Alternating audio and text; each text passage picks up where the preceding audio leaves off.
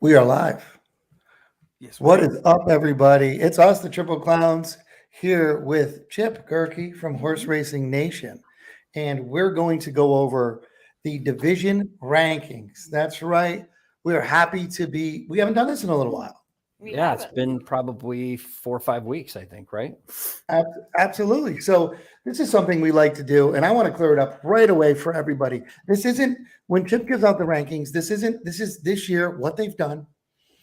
This is what Chip does. This is what they've done. This isn't a match race against two horses. This isn't anything like that. These are the division rankings. This goes up to basically, Chip, you'd say the Breeders' Cup, really, and also the awards, the Eclipse Awards.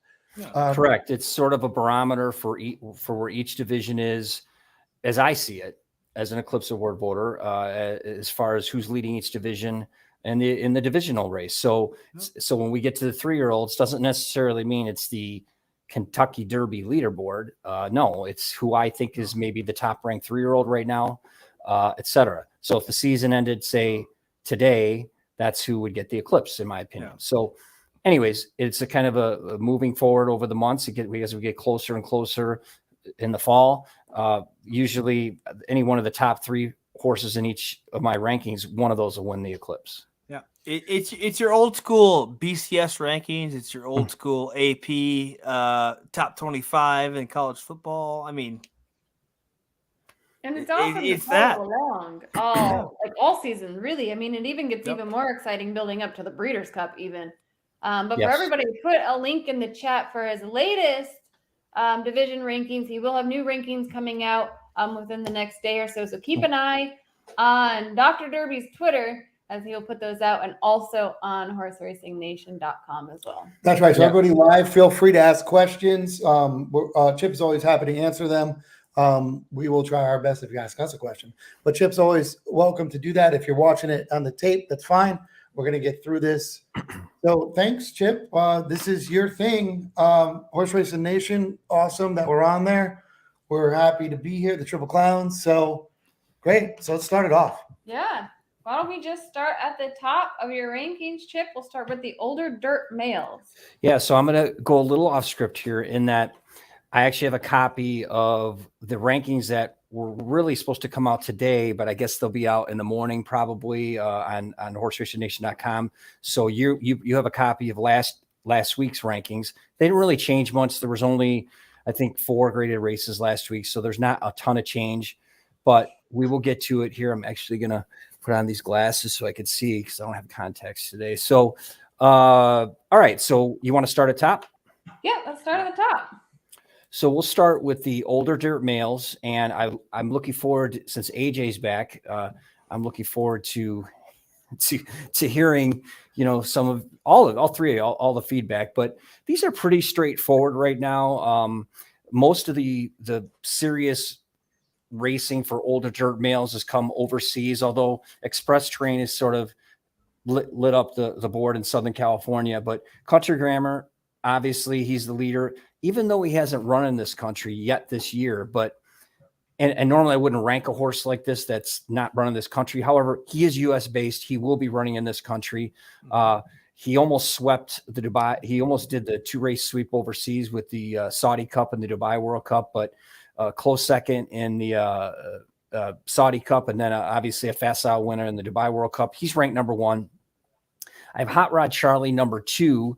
I know Express Train beat Hot Rod Charlie at the end of 2022, but Hot Rod Charlie's run very well in both his starts this year.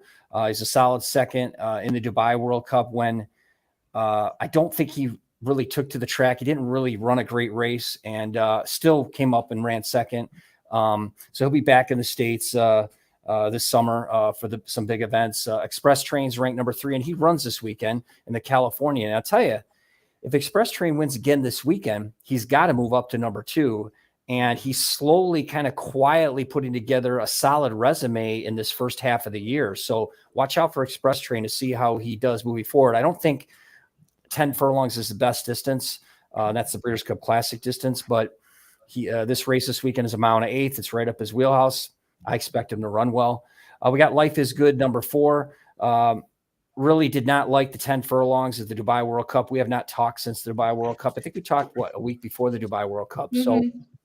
So Life is Good, in my opinion, is a textbook example of a horse that looks kind of like a super horse from 8 to 9 furlongs, but just becomes a mere mortal at 10 furlongs. And I think we saw that in the last couple hundred yards of the Dubai World Cup. So he's ranked number 4. Then we have Olympiad, number 5. He's won all 3 of his starts this year. He'll run on Derby weekend in a grade 2. He's sort of a horse not many people know about, but he's an improving sort, and you never know. Could make some noise later this year. And rounding out the top 10 is Warrant, Speaker's Corner, Mandaloon. Did I say that right? I always screw that up. Yeah. That's right. No, okay. Yeah. Speaker's Last Samurai I put in there this week, which is not in the copy that you have. Last Samurai won the Oaklawn Handicap last week, and Stiletto Boys. So and Stiletto Boys running this weekend as well in the California. So that's my top 10. What do you guys think? Quick question. When you said, in this horse, I mean, Express Train is a question mark to everybody. When you say, is a mile and a quarter? I have no idea, Chip, what this horse's distance is. Every time I think, like, one day he looks short at a mile, the next time he looks like he's closing at a mile and a half. I don't know, not a half, but I mean, when you say that, I mean, this horse could just be, I don't know, like that good of a competitor, possibly. I mean, I think he's under the radar a little bit. Well, I liked Express Train last year, but he wasn't quite a top level older man. He wasn't in the top echelon, I should say. But this year, a lot of people still doubt he is in the top echelon. But I got to tell you, he's like, I think he's right up there. I know Country Grammar looks like be a serious 10 furlong horse. Hot Rod Charlie, we know what he is. I'd like to see. Should Express Train win this weekend? That's great. I'd like to see him. I don't think 10 furlongs is his best distance. So you never know, though. I mean, you get an injury here or there. The top horses, Express Train could slide up to that number 1 spot. So he's certainly a contender, and he's just going to keep winning those races on the West Coast. And for him, it's going to come down to how he does when he ships east. Yeah, and the other question I would have is, how do you feel about, and I'm playing devil's advocate here because I don't think there's anything to it, but the Country Grammar thing where, what is everybody saying? We all know what everybody's saying with Country Grammar is, oh, let's see when he gets back and he gets tested more than they do over here. Does that play into effect with you, Chip, at all? No, because I think I'll just temper my wording here. Country Grammar is fine. These horses are tested more so overseas than they are here, just so we're clear on that. And he'll be back. His next race, he'll be with Baffert. And no, none of that plays into my thinking at all.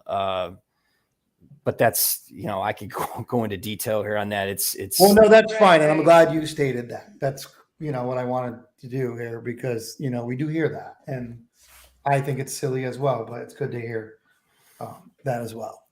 Yeah. No brainer. What does AJ think? Well, Well, to me, Hot Rod Charlie hardly deserves to be in the top 5. Always and forever. What is the most overrated horse of all time? Hot Rod Charlie, then 'Tis the Law. Oh, wow. He overtook 'Tis the Law. Yes. he went there.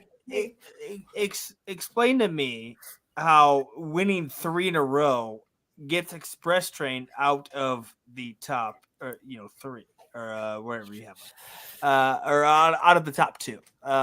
3 wins in a row for Express Train. Hot Rod Charlie, who is just a poser and a fraud, still sits at 2. To me, I'll never understand that. I get it.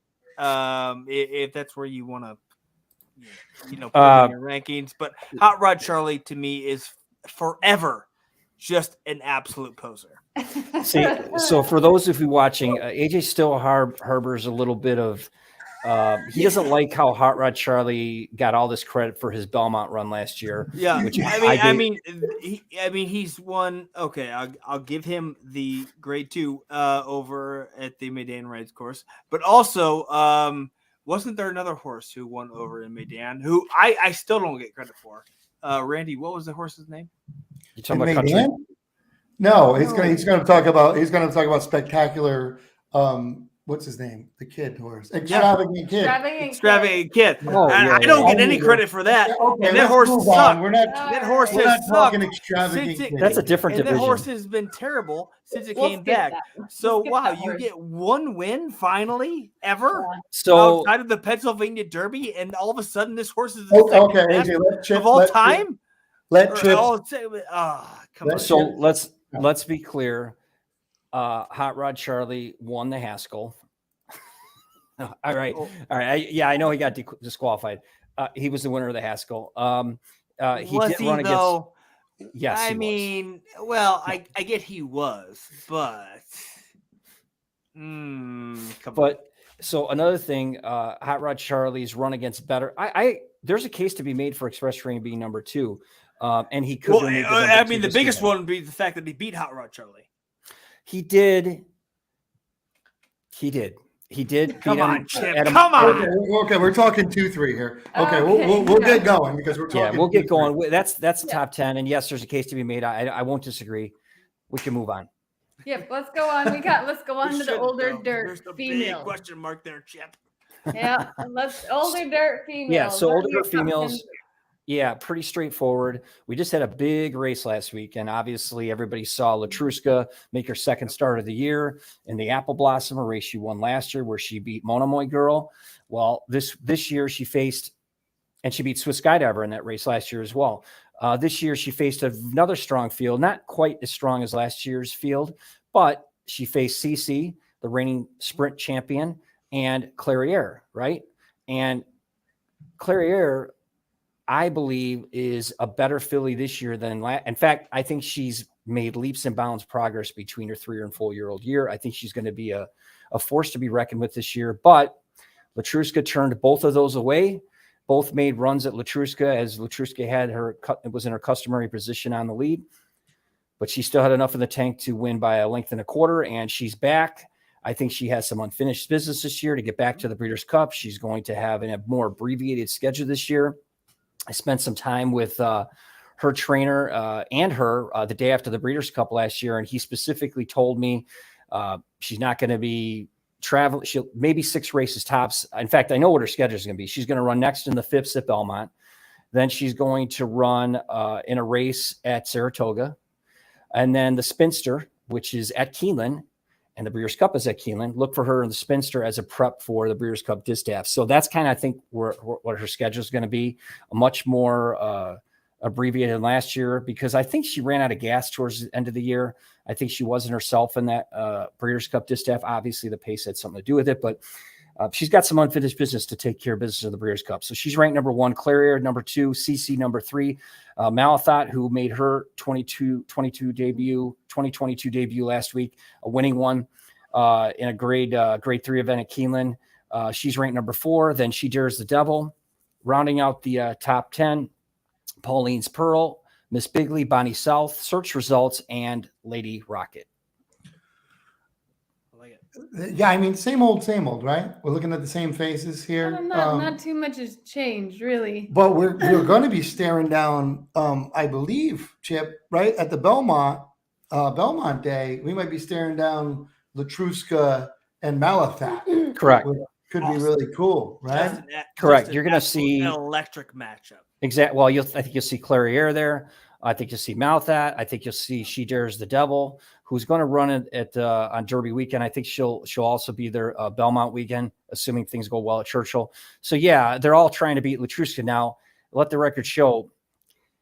A lot of people are high in Malathot. I like her, but she's never run fast enough to compete with Latruska. I get it. Yeah. She finished ahead of her last fall in the Breeders' Cup, but that race is a toss. Latruska ran that crazy opening quarter and half because of the just crazy speed duel on the front end there. It's a complete toss of a race.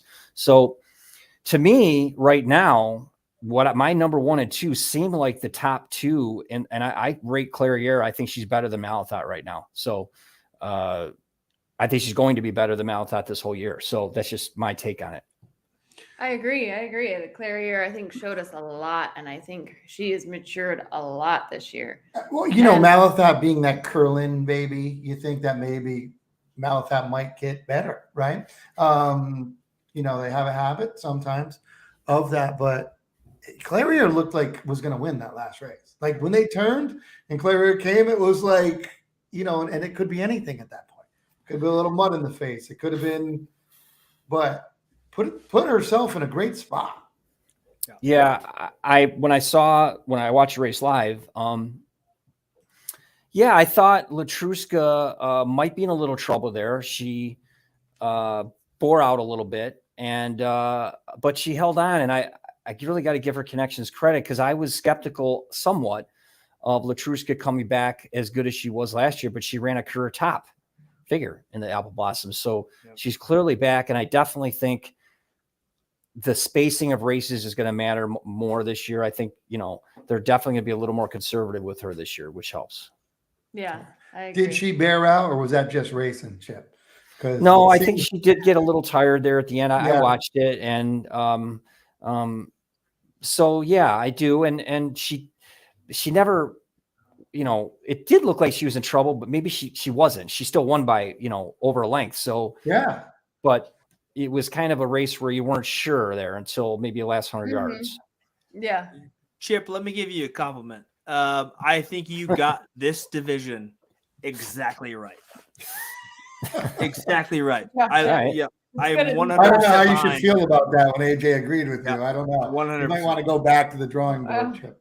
I mean, just when you're talking about rankings, obviously the number 2 might be the best. The number 3 might be the best. When you're talking about rankings, right? You relate them to like college football or something, or basketball. Exactly right now. I like it. Nice. Some old hat there. This is going to be interesting coming up, though. Yes, let's go on to a division that's going to be a lot talked about in the next, week and a half. We have a lot been talking about it this week as well, but the 3-year-old males. Yeah, so last year around this time, it was standard. I think we had essential quality on top. It was your standard, who you thought was number 1, 2, 3, 4, 5. I really liked Medina Spirit heading into the Derby, but obviously I didn't have him ranked number 1 for because I couldn't. It's just not so much about who I personally think will win the Derby here or win a specific race. It's who has earned the top spot. So right now, it's a no-brainer, right? Epicenter clearly should be the number 1 ranked 3-year-old based off what he's done.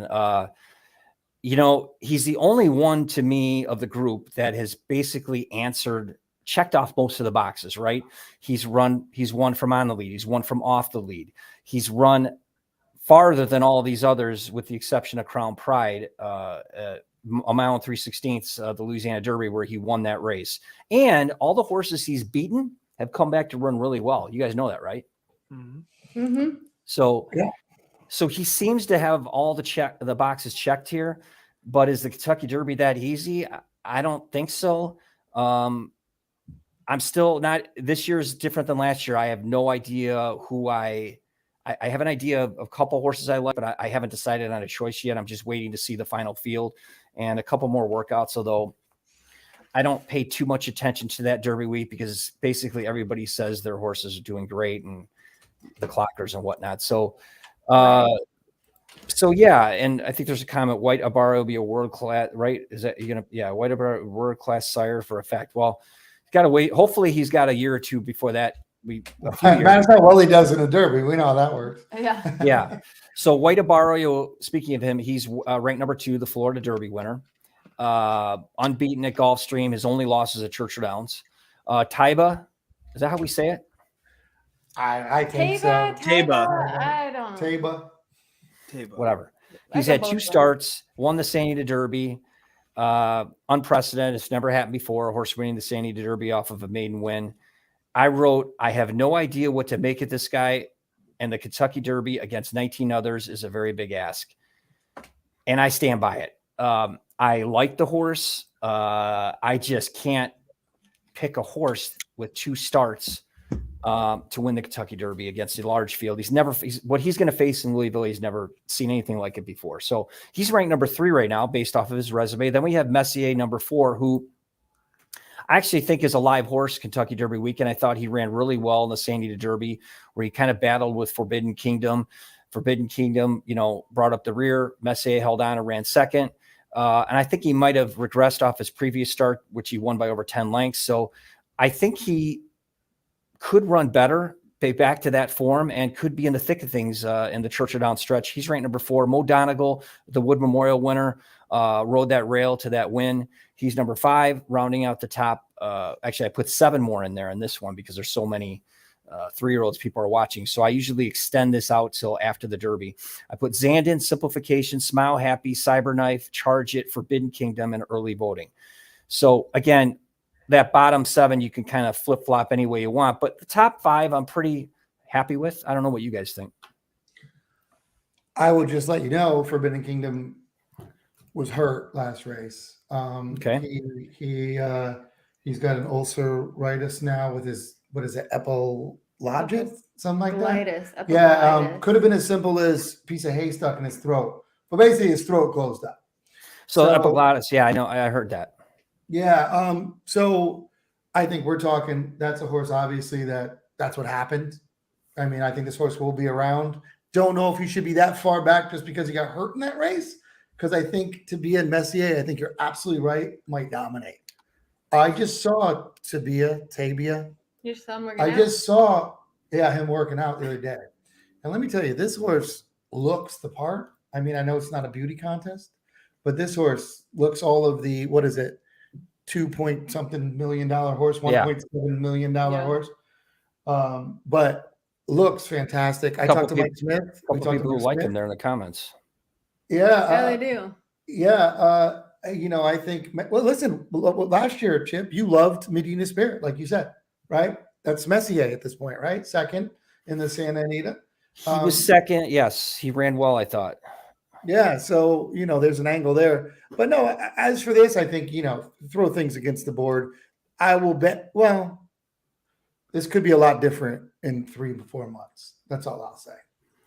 Yeah, so there's a couple comments in here. So one of them about Epicenter from, I know these are a couple readers, True Seeker, where he wrote overrated.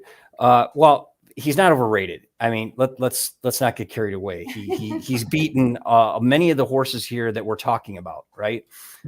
So he's done everything. I think he's really proved the most on the Kentucky Derby Trail. But he's going to be the favorite, and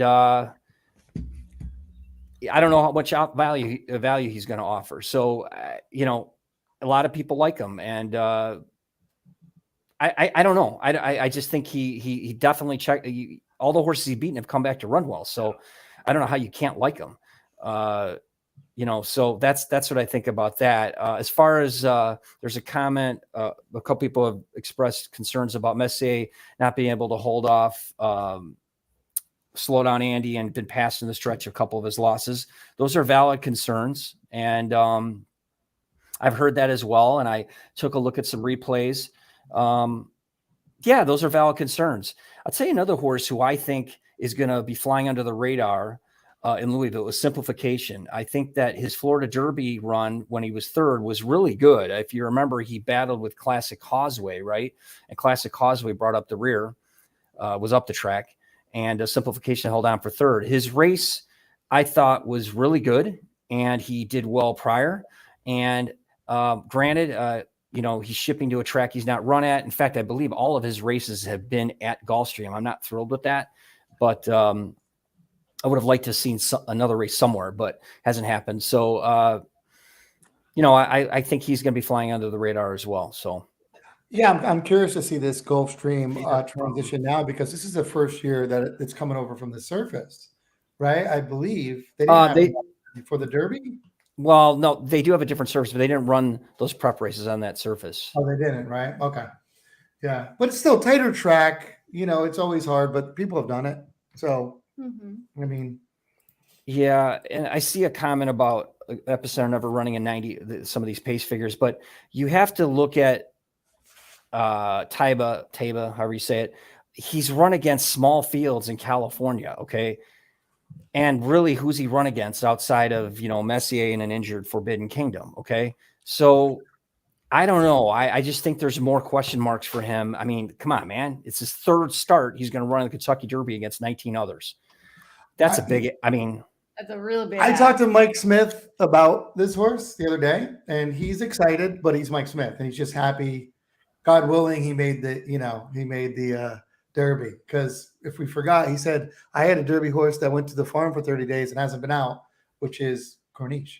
So now he's got a Derby horse. He's excited, though. He thinks the horse is good, but he said, who knows? Because, but he said he's fast. So, yeah, Taiba, the Messier needed his last race. I agree with that. That's one of the reasons I think Messier will be maybe a bit of an overlay, depending. I'll see where he go. I think he might go off 10, 12 to 1. And I think that might be a bit of an overlay. I'm still not sure about the distance, but definitely I thought he needed his last race as well. Yeah. All right. So let's move on, because the 3-year-old division, we'll talk a lot about that in the next coming week. And that will change. Well, maybe. Yeah. And I see the California. Yeah, they won okay, I get it. I just don't. The California division of the 3-year-olds was just not as deep this year as past seasons. I mean, it wasn't even close. So, and Taiba's. Yeah. Okay. That's a conversation for another day. The justified 3 races. I get it. But yeah. Okay. Yeah, I get it. You brought up Classic Causeway. Classic Causeway is a bum. An absolute bum. Just a bum. All right. I think when your only wins are at Tampa, what are we talking about? I think let's I don't like to use that term. I mean, I love all horses. I love all horses. Let's not be derogatory. I think this simplification. Bum. Bum. Okay. All right. Enough of the bum. Let's move on. But before we move on, I'm sorry. I let you have your piece, and I just couldn't hold it back. Okay. All right. You got it out. Yeah. Yep. All right, Chip, but before we move on, do you want to talk about there's a product HorseRacingNation has I want to just briefly touch on called Super Screener. It's a product that's out for many races. I'm sure avid readers have seen advertisements for it, or they maybe even have purchased it, but I have a copy of it from last year, and basically the Super Screener takes several different analytics and different historical trends that they've gone over through since 1994, and they kind of accumulated all these different trends and kind of come up with their own little proprietary potion, if you will, of who they think has the best chance of winning the Derby, has the best chance of hitting the board, and actually which long shots really have the best shot of making some noise in the Derby. And they give you a very detailed analysis of the Derby itself. It's several pages long. Just to give you an idea, last year, Medina Spirit was one of the horses they liked. And he was right up there with Essential Quality, Rock Your World, Known Agenda, and a couple others. He was a horse they liked. In fact, 4 of the top 5 Kentucky Derby finishers, Super Screener, had on top. Okay, so I think it's a product very worth it. I get it every year, and it might take a little bit of the guesswork and a little bit of your handicapping time away from you. You could kind of just take a look. The pros have kind of done it for you. It's a nice little color packet, and gives you a little synopsis of each horse and what they think of the entire field, and tell you who to toss as well. So definitely a product I wanted to mention, and I think Sarah might have even put a link in there so you guys can check it out as well. Yeah, no, definitely, because Derby Day in general is a different animal to handicap, and when you look at trends and things like that, the Derby of any race and Derby Day is you can make the most money, but also it's not your normal Saturday anywhere. Not just because it's big, because it runs out of what we're used to. So to have the analytics and all the things, that's cool. And that's yeah. They even give you a kind of a little their little wagering guide of how, based off their choices, what they're going to do. Tons of different angles from the wagers, from some cheaper wagers, 50-cent tries, whatnot, to some, larger wagers, if you will. So it's very interesting. I think it's worth it, and it's a really cool product. If you're ever going to try the Super Screener, the Kentucky Derby is the time to try the Super Screener. Yeah, that'd be a great time to try it. All right, so that's cool. It's up there. Check it out, guys. I'm gonna do it as well. All right. So let's go on to 3-year-old females. So 3-year-old females, this is kind of AJ might have a problem with this, so this will be interesting. So originally I had Echo Zulu down to number 2 a couple weeks ago, which upset a lot of people, but I had Secret Oath on top, but then Secret Oath, her connections decided to go in the Arkansas Derby, and she lost. She finished 3rd. So she goes back to number 2, and Echo Zulu made her first start of the year, and she was all out to hold off hitting connection for that win down in the Fairgrounds Oaks. Now, I do not believe Echo Zulu will be she will not be the same dominant filly in her division that she was last year. I believe others have caught up to her. I believe she'll be an underlay in the Kentucky Oaks as the favorite, where I think a good 3 or 4 others could beat her. So she's ranked number 1 right now. She is not my pick to win the Kentucky Oaks. Number 2 is ranked Secret Oath, who I just mentioned. Very good season so far. I'm a little concerned about her heading into the Kentucky Oaks off that Arkansas Derby run against the males. How much did it take out of her? We'll see. Number 3 is Nest, dominant in both of her starts this year. Looks like she might be the best in the division. I guess we'll find out in Louisville. Kathleen O, the horse from Gulfstream, who's been perfect in 4 starts. She's looked dominant there as well. I still have some doubts about her going a mile and an eighth. However, and she's got a ship up to Churchill Downs, so there's still some question marks there. It's interesting. Kathleen O's owner, it's the first horse he ever bought, and he's hit the jackpot. So that's interesting. Number 5 could go a lot of ways. I have a Dare Man. Is that how you say it? A Dairy Manor? A Dare Manor. So she was upset in the San Diego Oaks, but before that was dominant in 2 starts. She's going to miss the races on Kentucky Derby or Kentucky Oaks and the 8 Bells she might have run in. She's not going to run it either. I felt she's done enough to be ranked number 5. The rounding out the top 10 is Desert Dawn, Ida, Hidden Connection, Tarabi, and Goddess of Fire. But the top 4 in this division clearly stand out heading into the Kentucky Oaks. Yeah. We saw Dare Manor get beat last time out. We were there. Kathleen O, though. Kathleen O. I mean, rankings-wise, I get what you're saying, but rankings-wise, how we sitting at 4? I mean, Well, Randy, I looked at this. She's 4, but Nest was dominant in a grade 1 last out. She, Kathleen O has yet to do that in a grade 1. Secret Oath, argument could be made Nest should be ranked number 1, maybe, off of this season. And I know a lot of people think she'd be ranked number 1. In fact, really, Secret Oath is kind of, she hasn't won the kind of races the others are, but it's more about how she looked and speed figure wise, why she's ranked. But an argument really could be made for Nest number 1, Kathleen O number 2, Echo Zulu 3, Secret Oath 4. Really, if you could make that argument. So you could throw these any different way. I just kept Echo Zulu on the top. She won her debut this year, and she's the defending champ, and she's unbeaten. To beat the champ, to be the champ, you got to beat the champ, pretty much, right? Mm-hmm. Yes. All right. AJ, you got any comment? All right. So, yeah. You know I love this division. I do believe. I think you're pretty close. Gambine's not on there. Yeah. It's become much different, right?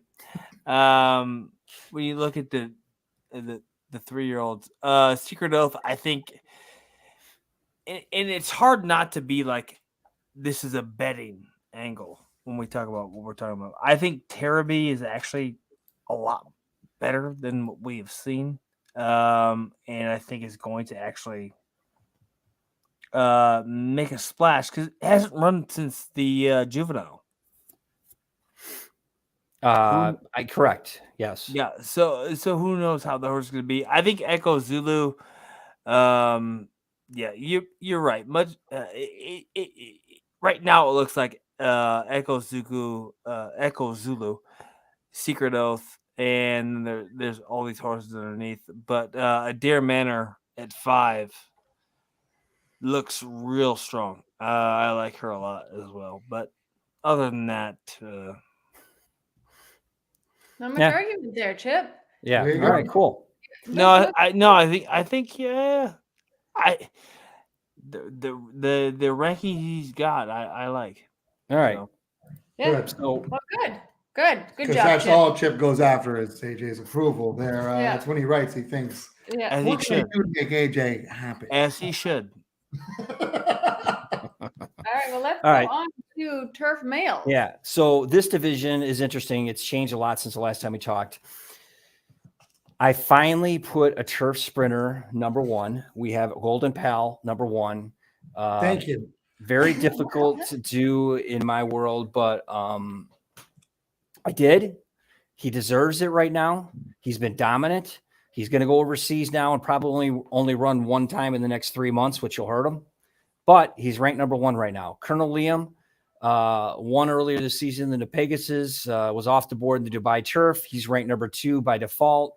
Gufo is ranked number 3. A lot of these horses there's not been a lot of action in this division so far this year, but Gufo is number 3. He won his 2022 debut of the Pan American. Smooth Like Straight, ranked number 4. He lost his first start of the year at the Maker's Mark, but again, close in a grade 1, losing by a nose and a neck. This horse is always there. I still think he's one of the best turf horses in the country. He's just having trouble get to the wire first, but he's losing by all these close races. It's crazy. Number 5 is Domestic Spending, who hasn't started yet this year. He was the leader of the division last year, but he hasn't started yet, so he'll continue to drop if he doesn't run. Rounding out the top 10 are Cheryl Spike, Count Again, 2 Emmys, Channel Maker, who had a big race last week, and now he's 8? Yeah, big race last week. Then Mason rounds out the top 10. So still a lot of sorting out to do in this division. I'm still not sure how strong this division is. So it can't be that strong if a turf sprinter is leading it right now. I love it. Remember, I made a case last time for Golden Pal because I knew he didn't like the turf sprinter. So I love it because Golden Pal's done nothing wrong here. So I like it. I like everything here, but Golden Pal's headed to Ascot, isn't he? I think so. Say that one more time. He's going to the Royal Ascot. Yes, he's going to Royal Ascot next time out Okay. in June. Yeah. Yep. That's right. That's what I mean about what I mean about like, right. we might not see him, maybe once over the next 3 months. So, that's what sucks. So, what are you going to do? Yeah. Yeah. Well, Chip, before we move on to turf females, we do have a question if we know of any couple big names going into the Turf Classic for Derby Day. Yeah, I'm looking at that right now.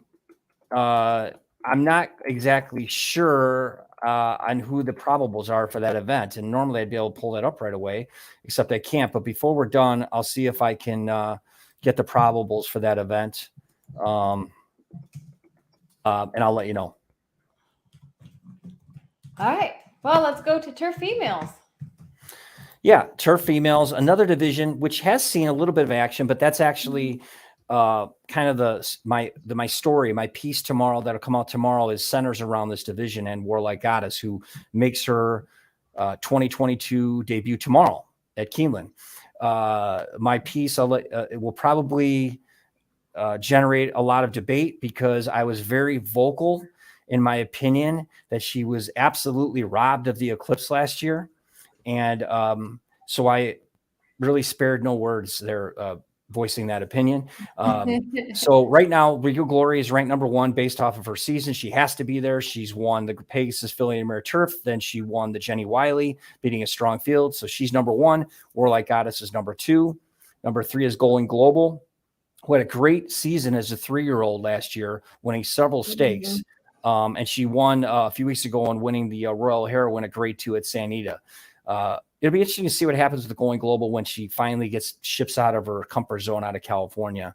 Number 3 is now help me with the name here, Shantasara, right? I think so. Yeah. She's Shantasara. Yeah.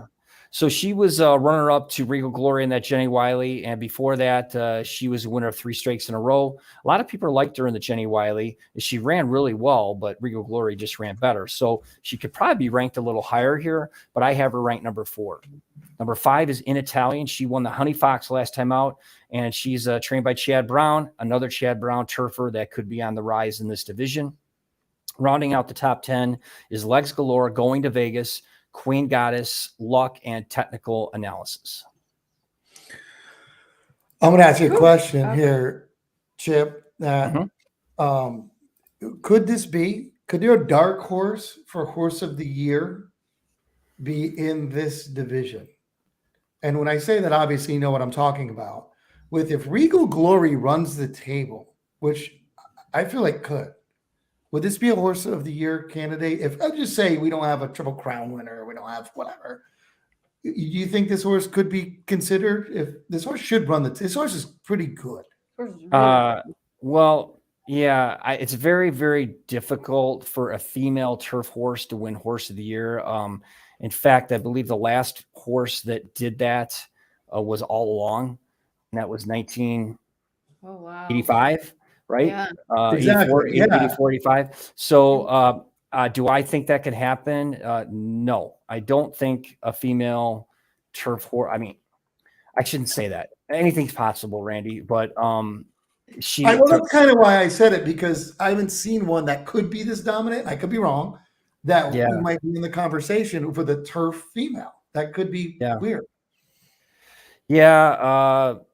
I mean, there's a lot to happen for a female turf horse to really,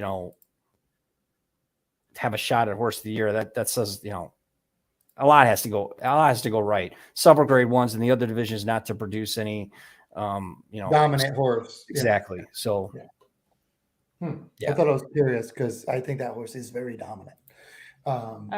In that division. Agree. After that last race out was unbelievable.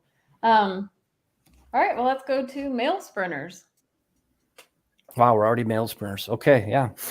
This is an interesting one. So I say interesting because of some of the horses in the bottom half of the top 5. Jackie's Warrior has to be number 1. I don't care what anybody says about Flightline, who hasn't run since December and will run once every 6 months, 3 months.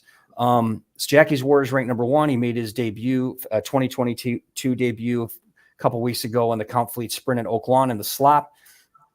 Some people thought he wasn't at his best. I thought he ran great for his first start after surgery. And he's going to head to Churchill Downs for a big stakes Derby weekend. Jackie's Warrior looked good to me, and I think he's clearly the best sprinter right now that's running. I put Golden Powell number 2 because, well, he's a sprinter. He's a turf sprinter. And I do believe if he continues on this path, he will get consideration for the sprint eclipse, because it's not a dirt sprint eclipse. It's a sprint eclipse. So I do believe he'll get consideration for it moving forward. Number 3, mainly because there was a lot of talk about him last year, and now he's kind of built up this reputation, and I think he'll get a lot of talk moving forward if he runs enough this year and wins. Number 3 is a newcomer, Speaker's Corners, won all 3 of his starts this year, including the Grade 1 Carter, which is a 7-furlong sprint in his last time out. They're going to point to the Met Mile next out, which usually draws a deep, talented field. So we'll find out a lot about Speaker's Corner. But a lot of people like him, and he's run really fast. So I expect him to be among the contenders in June in that race. Number 4 is Dr. Shivel. A lot of people think I have him ranked too high. I don't agree. He ran a good 3rd in Dubai in the Golden Shaheen. He did really well last year as a sprinter. I'm leaving him here for now. He'll drop if he doesn't run in the coming weeks, but I still think he's one of the top 5 sprinters in the country that runs. I put Flightline. He's dropped to number 5 because he hasn't run, and he'll continue to drop as others pass him that have run. He was dominant in 3 starts. He's run 1 stakes. Obviously, everybody knows what happened in the Malibu last December, but he hasn't run since. And is he going to run the Met Mile? What do you guys think? We keep hearing it. There's part of me that doesn't think Flightline will ever run again. Yeah, there's part of me that thinks that as well. Yeah, I think if we don't see him at the Met Mile, we're not seeing him ever again. Yeah, life is good. Flightline, this horse, Speaker's Corner, looks like a great horse. That'll be fun. but I don't. I mean, it's a coin flip. I mean, he's training. I believe he's training. I think I saw him. I think he's training. Yeah. Did you see him? I think so. Could be wrong, but I think he's training. Because he has that foot problem, but yeah. It could be wrong. Like I said, if we don't see him in the Met Mile, we're not going to see him. He might be galloping. I don't know. If he does, and the Met Mile is going to be a really interesting race. If Speaker's Corner goes there, that's. I agree. Really It'll be a big race. It'll be a good race. I'll believe. Well, he's not going to be a sprinter. I mean, at the end of the day, I don't blame you. Usually, I'll be like flight line this and that, but it's a sprinter. If he's going to run, it's not going to be a sprint again. It's not going to be a sprint again this year. You're right. You're right. But he's ranked there now because that's where he's run. So that's why he's ranked there. Yeah. Yes, but you're absolutely right. So rounding out he's working out. He worked out. I did see him. He worked out. Yeah, he's got 3 works back right now. Flight line. So we'll see. Yeah. Yeah, exactly. Rounding out the top 10 is Following C, Baby Yoda, Cezanne. How do you guys say it? Cezanne. Yes, I knew that. Special Reserve and Essential Wager. That rounds out the top 10 sprinters, which we've actually seen some action. I mean, the top 3 have run this year, which is great. Because nowadays, horses are taking longer and longer to get back to the races, especially in some of these turf divisions. So that's good that they've run. Mm-hmm. Well, let's go. Do you have anything else to say? No, I think that's good. I think we covered it. Yeah. Let's go to female sprinters. Female sprinters, which is an interesting division. I do not, I have Edgeway number 1. I think she has to be clearly the number 1 ranked female sprinter right now. Last year she was runner up in the Breeders' Cup Filly and Mare Sprint. She's 2 for 2 on the season. She won the Las Flores at Santa Anita. Last out, that's a grade 3. She will run in the Derby City Distaff, which is a sprint race, Kentucky Derby weekend. That's a grade 1, and that's going to see several very good horses in that race. I think Bell's the One is going to run in that, possibly maybe Kamari. We're gonna see. Who knows? Maybe CC will show up. It's probably too close to her last start, so I don't think we'll see her. But anyway, she's ranked number 1. Number 2 is Just One Time. She looked like one of the best in this division when she won the Madison at Keeneland, grade 1, beating Kamari, and Bell's the One. Before that, she won the Inside Information at Gulfstream. I believe she'll be one of the fillies in the Derby City Distaff. CC's dropped to number 3. I think, I don't know. It'll be interesting to see what her connections do, but I really think she's just better sprinting. I think 7 furlongs is really right up her alley, maybe a mile. I just don't think a mile and a 16th she's as good at. I know they've tried that her last 2 starts with mixed results, but I'd love to see them get back to her bread and butter, 7 furlong races sprinting. And I think if they do that, she's among the best in this division. So she's ranked number 3. Bell's the One. We talked about who was runner up in the Madison. She's number 4. Obligatory. Ran against the best in her division last year at age 3 in several starts, some route races. But she's sprinting now. And last time out, she won the grade 3 Hurricane Birdie by 3 lengths. And I think she'll be a player in this division if they resist the temptation to stretch her out again. Rounding out the top 10 is Kamari. Philly de Spirit. You guys got to help me with this name. Filet Esprit. Yeah. All right. Kiss the Girl is 7th, Calypso 8th, Private Mission 10th, Calypso 9th, Private Mission 10th. So that's your top 10 female sprinters. Still early. Yeah. Well, we do have Chris here made a comment about Caribbean Caper, who is a female sprinter. Look for her in the I can't really read that. The Roxalana Overnight Stakes. There you go. So Caribbean Caper, who's running this Saturday at Churchill. Chris tipping us off for a sprinter. I'll keep an eye on that. Just One Time is going to be your Eclipse winner for sprinters. Perhaps. I'm calling it now. It's going to happen. Just One Time will be the Eclipse winner for female sprinters. You're calling it right now. Yep. Well, I guess we'll see. We'll see. Caribbean Caper certainly ran well in 2021, unbeaten in 5 starts. She's won 1 stakes at Churchill Dogwood, and absolutely, as soon as she makes her start this year, she wins her first time out. She's going to be in the rankings. Yeah, good horse. Looking to see that now. All right. Is that all of them? That is That's- it. We went to the wow. bottom. Unless we have any other Derby comments, I Yeah, don't really. yeah, no, we can answer some questions. We got a little bit of time. Well, So and I'd like to point out too that the rankings Chip has isn't a who he picks to win the Derby. So no, it's never, yeah, it's not a race. when people talk about rankings, I mean this is your polls. It's not necessarily. It's not a race. It's a Yeah. it's the body of work they put together Yeah. this year. Exactly. Yeah. Correct. Yeah, no, absolutely. And I think, yeah, hopefully people out there do it. And that's the fun part about it. And not to, say anything that I haven't said a million times, but Chip's rankings are cool. No one else really does them and talked about them. So definitely check out his stuff on Horse Racing Nation. And obviously we'll try to do the show more often to talk about it.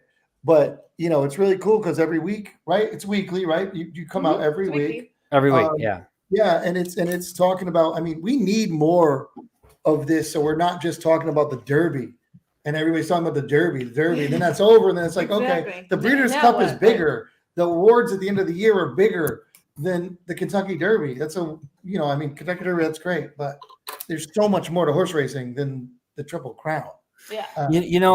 I've always, I get it. The Kentucky Derby is a big deal for mainstream, but being inside the sport, I just feel like the Breeders' Cup easily trumps Not even close. any of the Triple Crown races. Yeah. It's just That's the Super Bowl. Yeah, That's the Super Bowl. it's a dozen Kentucky Derbies packed into 2 days, and I also think the Kentucky Derby. So much written about the Kentucky Derby. I just it's like you look and like there's every headline or there's an article about this. When I just think I don't understand it. I mean, I get it. I guess I get it, but I don't. So yes, it's a big race, but for the most part, most Kentucky Derbies, you don't hear from a lot of these horses ever again. And you can't really evaluate a Kentucky Derby field until a few months after. I love this already this year. I've seen this. I see writing, it's one of the deepest field in years.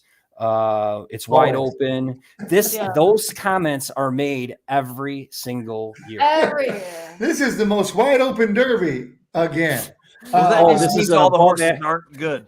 This is an above average crop of 3-year-old. No, that's said every But year. like, we don't. Every I love year. when people ask that. Is this? It's like when you rate the draft in the NFL, right? It's like you can't rate the draft till 5 years later. That's when you can rate that draft. It's like, is the 3-year-old crop good this year?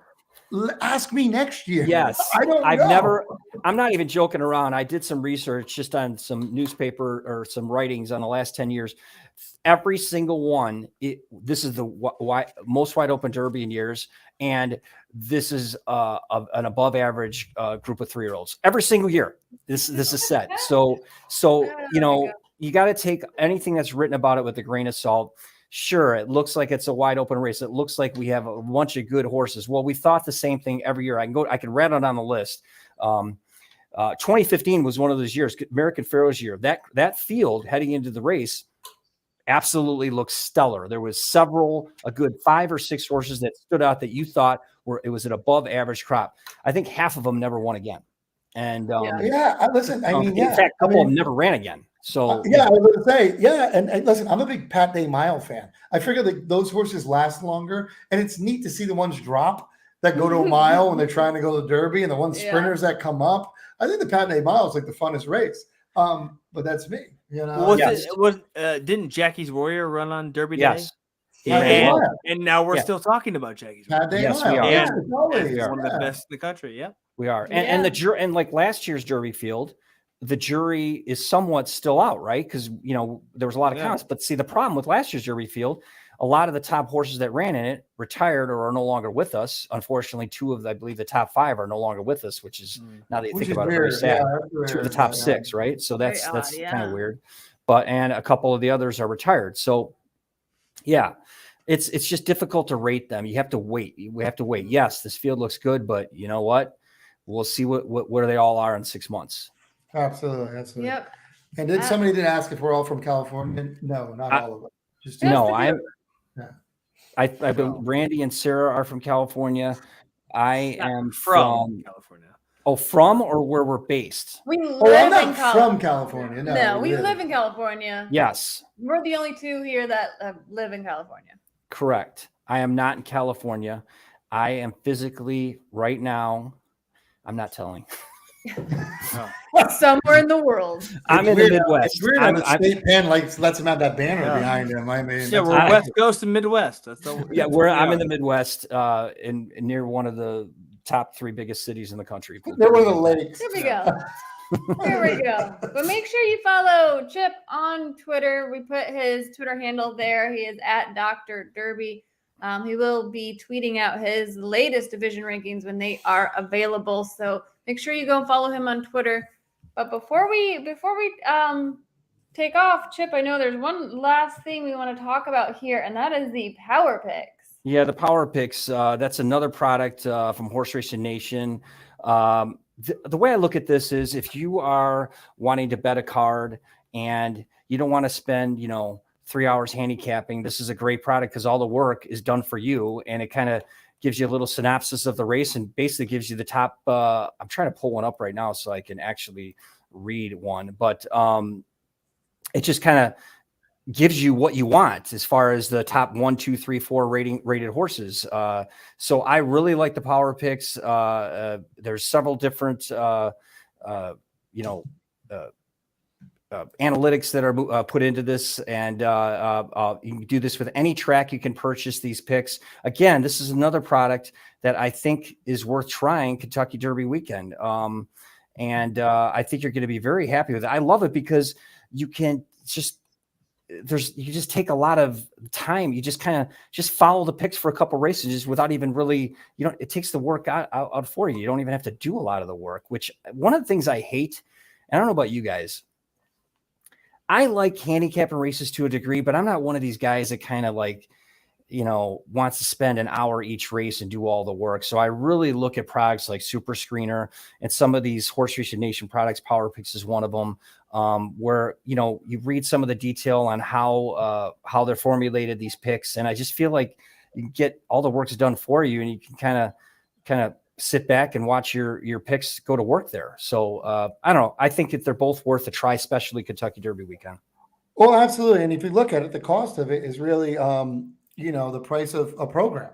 So and Correct. you get Power Picks. So I mean, that's a good thing. And even if you're out there and you're one of the person that wants to handicap everything, it's always nice to do your work, then look at that work to see if it crosses. And if it does, it's like one of the greatest angles ever, where you pick that horse and then they like that horse as well. You got to bet that horse. There you go. Yeah. It's kind of like when I pick a horse and AJ picks a horse, I cancel it.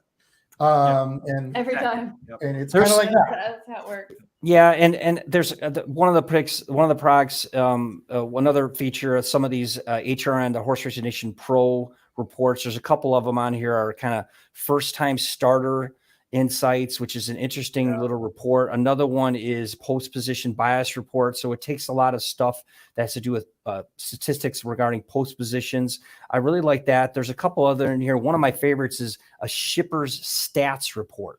So think about it. Oh yeah. You have horses shipping in from other tracks, especially when it gets to the beginning of meets or the middle of the meet, another meet. You have other meets, maybe tracks are nearby. A lot of horses come ship, like San Anita with a couple of the other, I think it was Golden Gate. I really like the shipper stats report because it'll tell you, okay, Tampa Bay going to Gulfstream, stuff like that. Gulfstream going to Tampa Bay. How are these horses doing when they come in? Sure. And the kind of races they're in. Yes. So I like that product as well. Yeah. No, that's cool. And you're right. Take out a lot of it. Like I said, even for the old school people that are handicapping on their own, it always helps. And, I'm looking at it right now for the price of, honestly, a program, less than a program, a real program, half a program, you can get the picks for the day. And, that's pretty awesome. Yeah. And that's cool. And you probably have to learn how to read that as much as you have to learn how to read a program. Well, there you but go. At least they're giving you the picks. Exactly. Well, the link's in the chat, so make sure you click that link. It'll take you straight to all of their power picks they have for each track. So this was an awesome show, Chip. Thanks for having us on. No, thank you for having me on, actually. So yeah, no, it was fun. I hope everybody has fun with the Derby this year. More importantly, I hope we need everybody, all these horses to come home safe and sound. And I think that's the most important thing this weekend. Are the horses just getting around the track, safe and sound, and returning to run another day. Absolutely. And it's the Exactly. last thing we need in the sport. And also, obviously, for the animal, we don't want that ever. And it's happening a little too much, not by anybody's fault, but it's just, No. just, we don't want this anymore. Yeah. I will say I did have Midnight Bourbon ranked in the older males. This was the first week I took him out. I think for those of you who don't know, Midnight Bourbon passed away last week with a medical issue fairly quickly after a workout. Was a couple 2-3 hours after a workout. Very, very sad. Very hard trier, hit the board in some major races. We saw what happened to him in the Haskell last year where he clipped heels and fell, but came back to run well after in future races. So very sad. And that's what I meant when I talked about 2 of the horses in the Derby top 6 last year. Midnight Bourbon and Medina Spirit no longer with us. Not often you could say that a year after the Derby. So, in fact, never, I don't think. So, very, very, very sad. Yeah, absolutely. And for everybody out there, so we'll be doing a lot of things coming up, and I'm sure, Chip, you're busy at Horse Racing Nation. It's going to be a busy week, and we're going to go do a lot of things. We are, going to be doing a lot of Derby things next week. It's going to be a big Derby week. So make sure you guys are following both Chip and of course us on Twitter, so you can stay in tune with everything that's going on this coming Derby week, really. And hit that like, subscribe button for Horse Racing Nation and Triple Clowns. All right. Everybody have a good night. Well, thanks, everybody. Thank you.